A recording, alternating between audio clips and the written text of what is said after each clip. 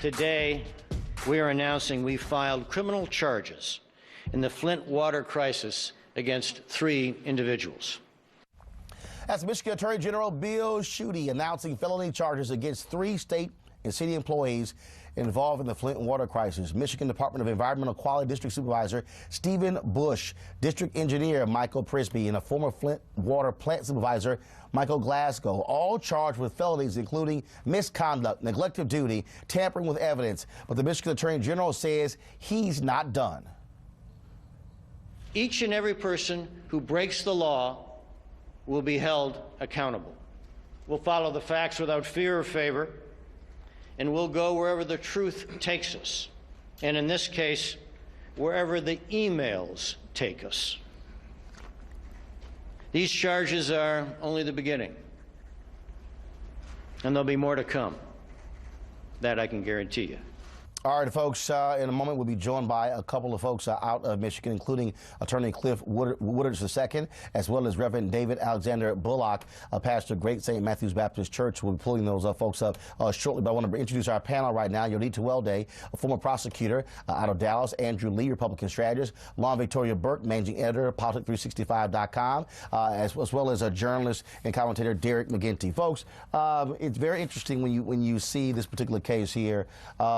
Initially, the Michigan Attorney General did not want to get involved.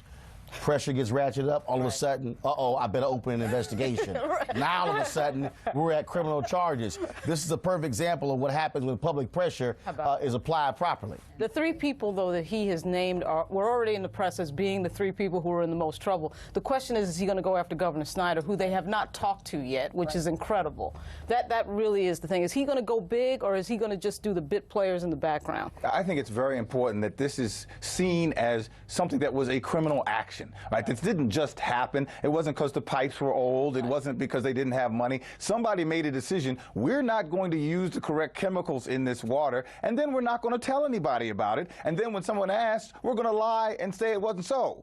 This is something that I think most of America probably doesn't understand, but we'll begin to as this case goes forward. Yodit, from a legal standpoint, what you're dealing with here, first of all, you've had 10 folks who died from Legionnaire's disease. Right. Some believe it's tied to the water. You also you also have folks who lost children, women who were pregnant, and they've lost children. And so the actions of officials there have led to a reaction that's led to the loss of life from folks there in Flint. Oh, many people are going to be expecting a lot of civil suits that, are going to be coming out of this, especially if these individuals are convicted of these criminal acts. They're going to use that conviction in a civil matter to sue. I mean, like you said, there's been thousands of people who've had long-lasting effects, people who can't have children anymore. You have kids who can't even speak or act correctly or in the same manner or a normal manner anymore. So my issue with this is that I hope that the governor is actually held responsible, because I hope that these 3 are not going to take the fall for many more that I believe need to be charged as well. So, Andrew, you have a Republican governor there. He announced the other day he's going to be drinking the Flint water for the next 30 days, whatever. But what you also have here, you have state officials who were made aware, individuals, and the emergency manager, we had him here on the show, he reported to the governor. He said he informed officials in the governor's office what was going on. I think that from the testimony on the Hill and everything that's going on, that Governor Snyder definitely has a lot of questions. I think that this is going to put pressure on the Senate to release the hold on a lot of the money and the resources for people to actually make the improvements that are needed for the pipes and to create the fund that so people can get the resources they need to be helped in this crisis. I want to go to Pastor Bullock, who's on the phone right now. Pastor, what do you make of these on Skype? I'm sorry, Pastor. What do you make of these charges filed against these 3 officials? I think this moves us in the right direction. Of course, Governor Rick Snyder is ultimately responsible. Emergency management works a particular way. The emergency manager only reports to 2 people, the treasurer and the governor. And so we cannot be sidetracked by these charges. Ultimately, the governor needs to be charged. There's a recall going on right now of the governor. The folks in Flint need new pipes in the ground. And so the charges are the beginning of justice, but it's not the end. We still need Governor Rick Snyder to be held accountable. When you hear the Attorney General say there'll be more charges, keep in mind this Attorney General did not want to get involved in this case. He was forced to launch a criminal investigation. That's right. Of course, the Attorney General is a Republican. The state House and the state Senate are dominated by the Republican Party. We're seeing really is government putting profit over people. This ultimately, the Flint border crisis is really about it's about dollars over human quality of life. And so the Attorney General finally has begun to move, but we need accountability to begin at the top. We cannot be sidetracked by the folks at the bottom being held accountable. Governor Rick Snyder really needs to be held accountable at this point. Folks, we had Mayor Weaver on just the other day, and she said that they still have not pretty much received anything. The money for the water bills runs out at the end of the month. There's no plan moving forward. You got people in Flint who are still paying, who once this month ends, they'll be paying for water if they can't drink or bathe in. I mean, that's about as illogical. That's like me continuing to pay for a car I can't even drive. And you got Senator Mike Lee blocking the money, which is incredible. Here's a person who's up here because of what, maybe 300,000 people sent him up here, and he gets to block water for more than the number of people who voted for him to be in Washington. It's outrageous. Obviously, we should, I mean, the same senators who vote for aid for other countries and war and this and that don't think that it's important when it's an American city. It's amazing. I think you got to keep your mind around the time factor here. This is, what, 2 years, 700 days? April 25th will be 2 years since this crisis. So you got to, it's been 2 years. I mean, this is something that's, it's on, it didn't get to the news till the last 6 months or so, but it's been going on for a really long time. Again, legally, you have these individuals who are facing these charges, Yodit. What is their legal position? What argument can the defense make in terms of, well, you know, they're being charged, but why put the blame on them? You have the emergency manager, you have others who frankly have responsibility or final say-so. There's going to be a lot of finger pointing, that's for sure. I mean, you already have that one individual, Glasgow, I guess is his name, who had that interview on CNN, and he was saying that he was told by the other two to change certain information that would reflect less lead in the water.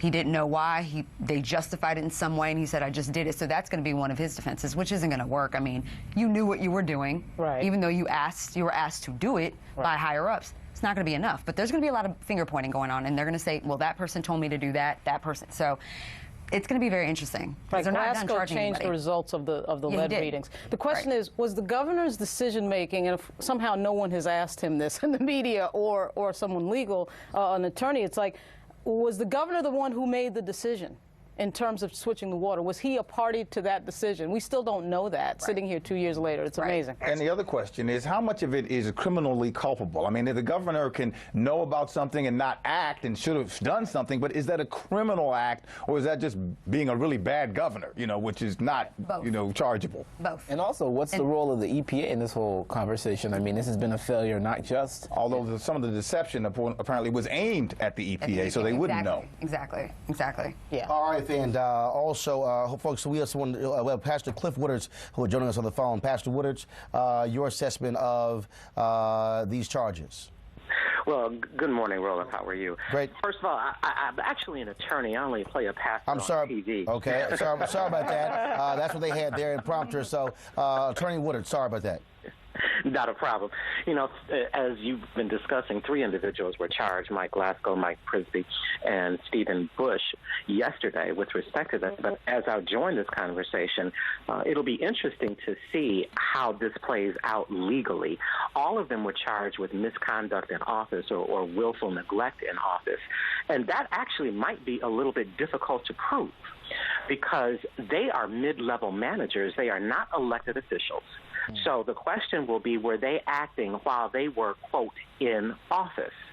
The other charges, however, where they were tampering with evidence and they failed to follow various statutes, those are very serious crimes, but they're very unusual in that they are being charged in this particular case. What I'm more interested in is seeing if they will change the venue for a trial if it comes to that. Because, Pastor Bullock, do you actually think that they could find 12 unbiased people in Genesee County, let alone Flint? That would be interesting to see. All right, then. First of all, and Pastor Bullock, if you're still there, can you respond to that? Well, I think Cliff is right on. I don't know if they can find 12 unbiased people in Genesee County. I think the venue for a jury trial is very, very important. Also, let's be clear. We do know the governor authorized the switch.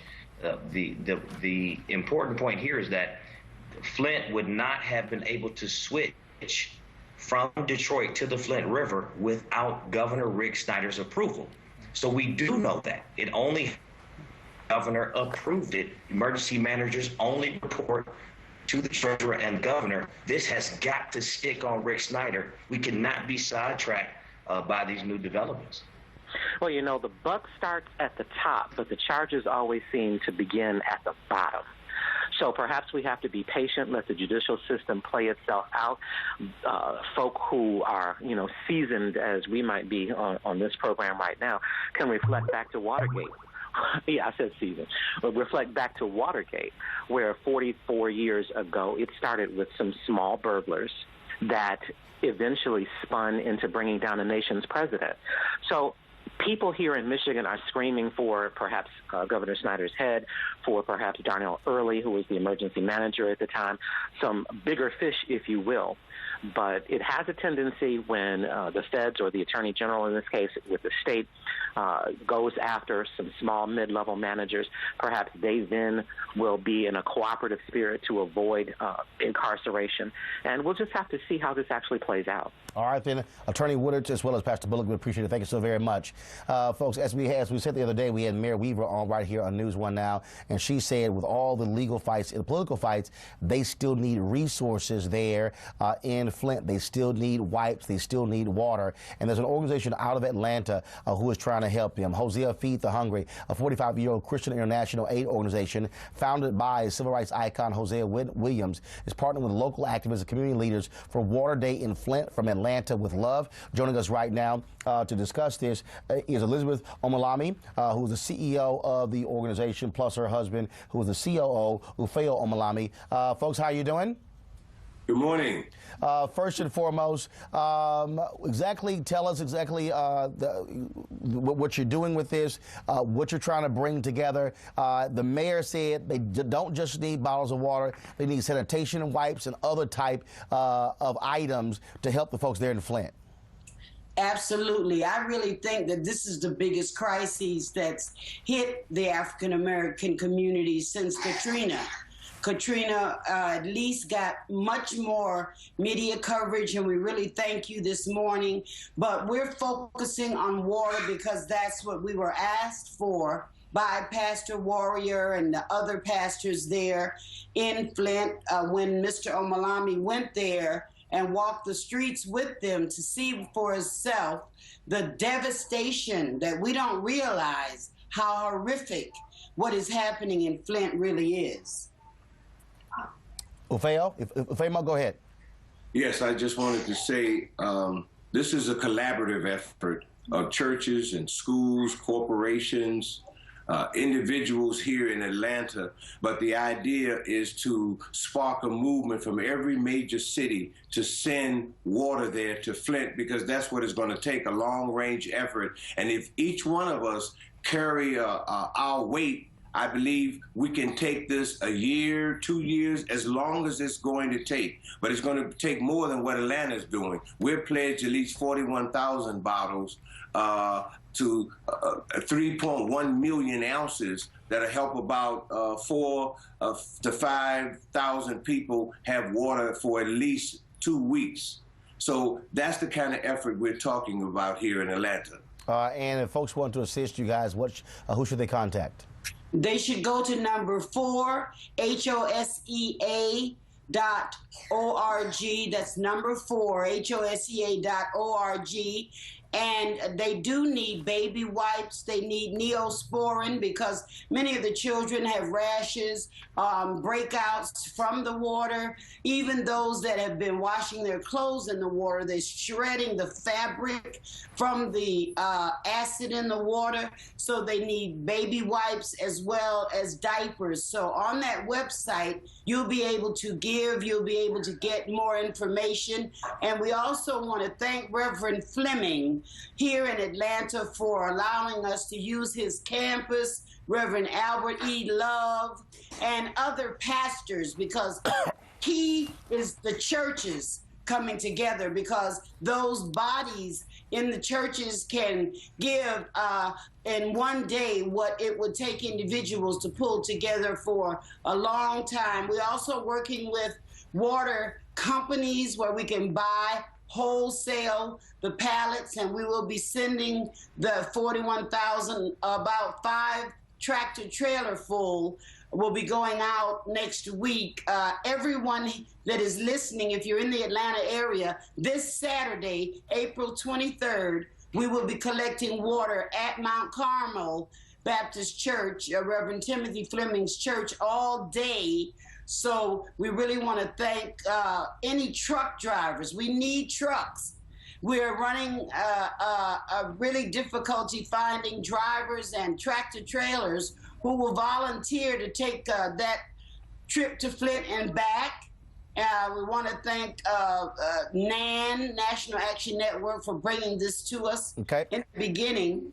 So that's our needs right now. I appreciate it. Elizabeth Omalame as well as Ufemo Omalame, thank you so very much, and good luck with this.